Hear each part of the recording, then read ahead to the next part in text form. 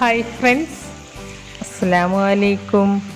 എല്ലാവർക്കും ഐഷ സ്ട്രീം വേൾഡിൻ്റെ പുതിയൊരു വീഡിയോയിലേക്ക് സ്വാഗതം. ഇന്ന് ഞാൻ വന്നിട്ടുള്ളത് വളരെ ടേസ്റ്റി ആയിട്ടുള്ള ഒരു ഇളനീർ പായസത്തിൻ്റെ റെസിപ്പിയുമായിട്ടാണ്. ഇത് വളരെ ടേസ്റ്റി ആയിട്ടുള്ളൊരു പായസമാണെന്ന് മാത്രമല്ല, വളരെ എളുപ്പത്തിൽ ഇതുണ്ടാക്കിയെടുക്കാമെന്നതാണ് ഇതിൻ്റെ പ്രത്യേകത. അപ്പോൾ നമുക്ക് ഈ ഇളനീർ പായസം എങ്ങനെയാണ് തയ്യാറാക്കിയെടുക്കുന്നത് എന്നും ഇതിനു വേണ്ട ഇൻഗ്രീഡിയൻസ് എന്തൊക്കെയാണ് എന്നും ഒക്കെ നോക്കാം. പായസം ഉണ്ടാക്കാനായിട്ട് ഞാനിവിടെ 3 ഇളനീരാണ് എടുത്തു വെച്ചിട്ടുള്ളത്. പിന്നെ ഇതിലേക്ക് കുറച്ച് കാഷ്യൂ നട്ട്സും കിസ്മിസും, പിന്നെ ഈ പായസത്തിലേക്ക് ആവശ്യമായ പഞ്ചസാരയും 3 ടേബിൾ സ്പൂൺ കണ്ടൻസ്ഡ് മിൽക്കും, പിന്നെ 1 ടീസ്പൂൺ ഏലക്കയും പഞ്ചസാരയും കൂടി കൂട്ടിപ്പൊടിച്ചതും 2 പാക്കറ്റ് പാലുമാണ് എടുത്തിട്ടുള്ളത്.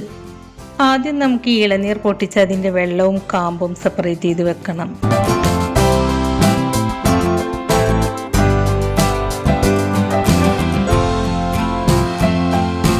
കാമ്പെടുക്കുമ്പോൾ ചിരട്ടപ്പൊട്ടൊന്നും പെടാതെ എടുക്കണം കേട്ടോ. അതുപോലെ പായസം ഉണ്ടാക്കാനായിട്ട് ഇളനീർ എടുക്കുമ്പോൾ അധികം മൂപ്പില്ലാത്ത ഇളനീർ തന്നെ നോക്കിയെടുക്കണം കേട്ടോ. മൂപ്പ് കൂടിയ ഇളനീറാണെങ്കിൽ അത്ര ടേസ്റ്റ് ഉണ്ടാവില്ല. അപ്പോൾ ഇതുപോലത്തെ ഇളനീർ തന്നെ എടുക്കാനായിട്ട് ശ്രദ്ധിക്കുക കേട്ടോ. ഇപ്പം ഞാനിവിടെ ഈ ഇളനീരിൻ്റെ കാമ്പും വെള്ളവും സെപ്പറേറ്റ് ചെയ്ത് വെച്ചിട്ടുണ്ട്.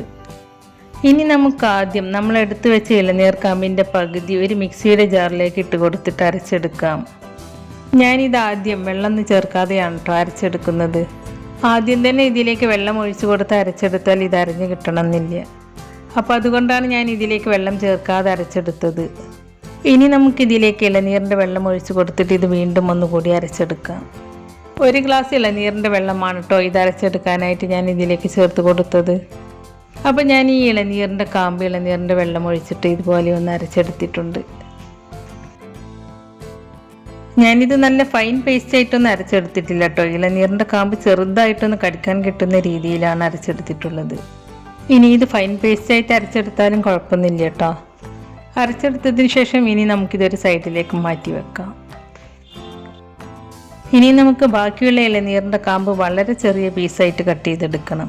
ചെറിയ പീസെന്ന് പറഞ്ഞാൽ നമ്മൾ അടപ്രഥമനൊക്കെ എടുക്കുന്ന അടയില്ലേ, ആ അടയുടെ വലിപ്പത്തിൽ ചെറിയ പീസായിട്ട് കട്ട് ചെയ്യണം. കാരണം പായസത്തിൽ നമ്മൾ ഈ ഇളനീരിൻ്റെ കാമ്പ് ഡയറക്റ്റായിട്ടാണ് ചേർത്ത് കൊടുക്കുന്നത്. പായസത്തിൽ ഇളനീരിൻ്റെ കാമ്പ് ഇങ്ങനെ കടിക്കാൻ കിട്ടുന്നത് ഒരു പ്രത്യേക ടേസ്റ്റാണ്. അതുകൊണ്ടാണ് നമ്മൾ കുറച്ച് കാമ്പ് ചെറുതായി കട്ട് ചെയ്തത് ചേർത്ത് കൊടുക്കുന്നത്. അപ്പോൾ ഈ ഒരു വലുപ്പത്തിലാണ് കേട്ടോ ഞാനിത് കട്ട് ചെയ്തെടുത്തിട്ടുള്ളത്. കട്ട് ചെയ്തതിന് ശേഷം ഞാനിത് ഫ്രിഡ്ജിലേക്ക് എടുത്ത് വെക്കുകയാണ്. അല്ലെങ്കിൽ ഉണ്ടല്ലോ കുറച്ച് കഴിയുമ്പോഴേക്കും ഇതിൻ്റെ കളർ ചേഞ്ച് ആയിട്ട് വരും. അപ്പോൾ ഈ വെള്ള കളറിൽ തന്നെ കിട്ടാൻ വേണ്ടിയിട്ടാണ് ഞാനിത് ഫ്രിഡ്ജിലേക്ക് എടുത്ത് വെക്കുന്നത്. ഇനി നമുക്കിതിലേക്ക് കുറച്ച് തേങ്ങാപ്പാലിൻ്റെ ആവശ്യമുണ്ട്. അപ്പോൾ അതിന് വേണ്ടിയിട്ട് ഞാനിവിടെ 1 മുറി തേങ്ങ ചിരകി എടുത്തിട്ടുണ്ട്. ഇനി ഈ തേങ്ങ ചിരകിയത് ഒരു ബൗളിലേക്ക് ഇട്ട് കൊടുത്ത് അതിലേക്ക് 1/2 ഗ്ലാസ് ഇളനീരിൻ്റെ വെള്ളം ഒഴിച്ച് കൊടുക്കുക. എന്നിട്ട് ഇതൊരു മിക്സിയുടെ ജാറിലിട്ട് അരച്ചെടുക്കുക. അല്ലെങ്കിൽ ഇത് കൈകൊണ്ട് നന്നായിട്ട് ഞരടി പിഴിഞ്ഞിട്ട് ഇതിൻ്റെ പാലെടുക്കുകയും ചെയ്യുക.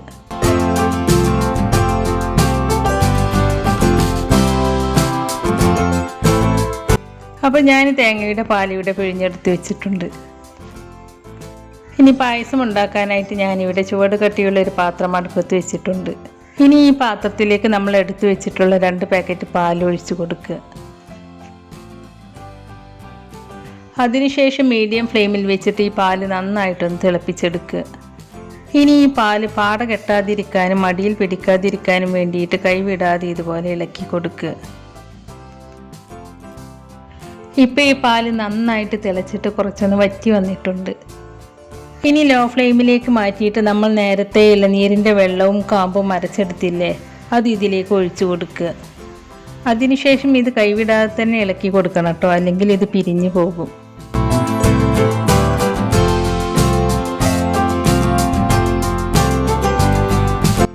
ഇത് ലോ ഫ്ലെയിമിൽ വെച്ചിട്ട് 2 മിനിറ്റൊക്കെ കുക്ക് ചെയ്തതിന് ശേഷം നമ്മൾ കട്ട് ചെയ്ത് വെച്ച ഇളനീരിൻ്റെ കാമ്പ് ചേർത്ത് കൊടുക്കുക. അതിനുശേഷം ഇത് കൈവിടാതെ തന്നെ ഇളക്കി കൊടുക്കണം കേട്ടോ.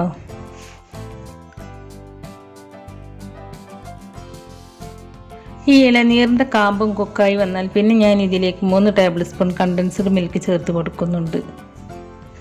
കണ്ടൻസ്ഡ് മിൽക്ക് ഒരു കൈ കൊണ്ട് ചേർത്ത് കൊടുക്കുമ്പോൾ മറ്റേ കൈ കൊണ്ട് ഇതുപോലെ ഇളക്കി കൊടുക്കണം കേട്ടോ, അല്ലെങ്കിൽ ഇത് പിരിഞ്ഞു പോകും. കണ്ടൻസ്ഡ് മിൽക്ക് ഓപ്ഷണലാണ് കേട്ടോ. നിങ്ങളുടെ അടുത്തുണ്ടെങ്കിൽ ചേർത്ത് കൊടുക്കുക, അല്ലെങ്കിൽ പഞ്ചസാര ചേർത്ത് കൊടുത്താൽ മതി. ഇനി ഞാൻ ഇതിലേക്ക് 4 ടീസ്പൂൺ പഞ്ചസാര കൂടി ചേർത്ത് കൊടുക്കുന്നുണ്ട്. നമ്മളിതിലേക്ക് എടുത്ത ഇളനീരിൻ്റെ വെള്ളത്തിനും കാമ്പിനും ഒക്കെ മധുരമുള്ളതാണ്. അപ്പോൾ നിങ്ങളുടെ മധുരമൊക്കെ നോക്കിയിട്ട് അതിനനുസരിച്ചൊക്കെ പഞ്ചസാര ചേർത്ത് കൊടുക്കുക കേട്ടോ. പഞ്ചസാര മെൽറ്റായി വന്നാൽ പിന്നെ നമ്മൾ എടുത്തു വെച്ച തേങ്ങാപ്പാൽ ചേർത്ത് കൊടുക്കുക. തേങ്ങാപ്പാൽ ചേർത്ത് കൊടുത്താൽ പിന്നെ ഇത് തിളപ്പിക്കരുത് കേട്ടോ, നന്നായിട്ടൊന്ന് ചൂടാക്കി എടുത്താൽ മതി. തേങ്ങാപ്പാൽ ഓപ്ഷണലാണ് കേട്ടോ, നിങ്ങൾക്ക് വേണമെങ്കിൽ ചേർത്ത് കൊടുക്കാം, അല്ലെങ്കിൽ ഈ സ്റ്റെപ്പ് സ്കിപ്പ് ചെയ്യാവുന്നതാണ്. തേങ്ങാപ്പാൽ ചേർത്ത് കൊടുത്താൽ ഈ പായസത്തിന് നല്ലൊരു ടേസ്റ്റാണ്. ഇനി നിങ്ങൾക്കിത് പഞ്ചസാരക്ക് പകരം ശർക്കരയിലും ഉണ്ടാക്കിയെടുക്കാവുന്നതാണ്.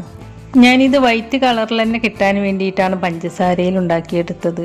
ഇപ്പോൾ ഇത് നന്നായിട്ടൊന്ന് ചൂടായി വന്നിട്ടുണ്ട്. ഇനി ഞാൻ ഇതിലേക്ക് 1 ടീസ്പൂൺ ഏലക്കയും പഞ്ചസാരയും കൂടി കൂട്ടി പൊടിച്ചതാണ് ചേർത്ത് കൊടുക്കുന്നത്. ഈ ഏലക്കപ്പൊടിയും കൂടി ചേർത്ത് കൊടുത്ത് ഇളക്കിയെടുത്താൽ നമ്മുടെ പായസം ഇവിടെ റെഡിയായി. ഇതിലെ മധുരമൊക്കെ ഒന്ന് ബാലൻസ് ആവാൻ വേണ്ടിയിട്ട് ഞാൻ ഇതിലേക്ക് 1 പിഞ്ച് ഉപ്പ് ചേർത്ത് കൊടുത്തിട്ടുണ്ട് കേട്ടോ. അപ്പോൾ നമ്മുടെ പായസം ഇവിടെ റെഡി ആയിട്ടുണ്ട് കേട്ടോ. ഇനി ഞാൻ ഫ്ലെയിം ഓഫ് ചെയ്ത് കൊടുക്കുകയാണ്. ഇനി ഞാൻ ഇതിലേക്ക് കുറച്ച് കാഷ്യൂനട്ടും കിസ്മിസും വറുത്തിടാൻ വേണ്ടിയിട്ട് ഒരു പാൻ അടുപ്പത്ത് വെച്ചിട്ടുണ്ട്. പാൻ ചൂടായിട്ട് വരുമ്പോൾ അതിലേക്ക് 2 ടീസ്പൂൺ ഗീ ഒഴിച്ചു കൊടുക്കുക. ഗീ ചൂടായിട്ട് വന്നാൽ അതിലേക്ക് കുറച്ച് കാഷ്യൂനട്ട് ചേർത്ത് കൊടുക്കുക. കാഷ്യൂനട്ട് ചെറുതായിട്ട് ഒരു ഗോൾഡൻ കളറായി വന്നാൽ പിന്നെ ഇതിലേക്ക് കിസ്മിസ് ചേർത്ത് കൊടുക്കുക. കിസ്മിസ് നന്നായിട്ടൊന്ന് വീർത്തിട്ട് ബോൾ പോലെയാക്കും. അപ്പോൾ ഫ്ലെയിം ഓഫ് ചെയ്ത് കൊടുക്കുക. എന്നിട്ട് ഇത് പായസത്തിലേക്ക് ഒഴിച്ചു കൊടുക്കുക. അപ്പോൾ വളരെ ടേസ്റ്റി ആയിട്ടുള്ള നമ്മുടെ ഇളനീർ പായസം ഇവിടെ റെഡി ആയിട്ടുണ്ട്. വളരെ ഈസി അല്ലേ ഈ പായസം ഉണ്ടാക്കിയെടുക്കാനായിട്ട്. അപ്പോൾ നിങ്ങൾ ഇളനീർ കൊണ്ട് ഇതുപോലെ പായസം ഉണ്ടാക്കി നോക്കിയിട്ടില്ലെങ്കിൽ തീർച്ചയായിട്ടും ഇതുപോലെ ഒന്ന് ഉണ്ടാക്കി നോക്കണം. എന്നിട്ട് അതിൻ്റെ അഭിപ്രായം നമ്മുടെ കമൻറ്റ് ബോക്സിൽ എഴുതി അറിയിക്കാനും മറക്കരുത്. അപ്പോൾ നമ്മുടെ ഇന്നത്തെ ഈ റെസിപ്പി നിങ്ങൾക്ക് ഇഷ്ടമായിട്ടുണ്ടെങ്കിൽ ലൈക്ക് ചെയ്യുകയും നിങ്ങളുടെ ഫ്രണ്ട്സിനും ഫാമിലിയിലേക്കൊക്കെ ഒന്ന് ഷെയർ ചെയ്ത് കൊടുക്കുകയും അതുപോലെ ചാനൽ സബ്സ്ക്രൈബ് ചെയ്യാതെ ആരെങ്കിലും കാണുന്നവരുണ്ടെങ്കിൽ ഒന്ന് സബ്സ്ക്രൈബ് ചെയ്ത് സപ്പോർട്ട് ചെയ്യുകയും ചെയ്യണേ. സബ്സ്ക്രൈബ് ചെയ്യുമ്പോൾ നോട്ടിഫിക്കേഷൻ ബെല്ല് കൂടി ഓണാക്കി വെക്കുകയാണെങ്കിൽ ഞാൻ പുതിയ റെസിപ്പീസ് അപ്ലോഡ് ചെയ്യുമ്പോൾ അതിൻ്റെ നോട്ടിഫിക്കേഷൻ നിങ്ങൾക്ക് കിട്ടുന്നതാണ്. അപ്പോൾ ഇൻഷാ അല്ലാഹ് പുതിയ റെസിപ്പീസുമായി ഞാൻ വീണ്ടും വരാം. താങ്ക്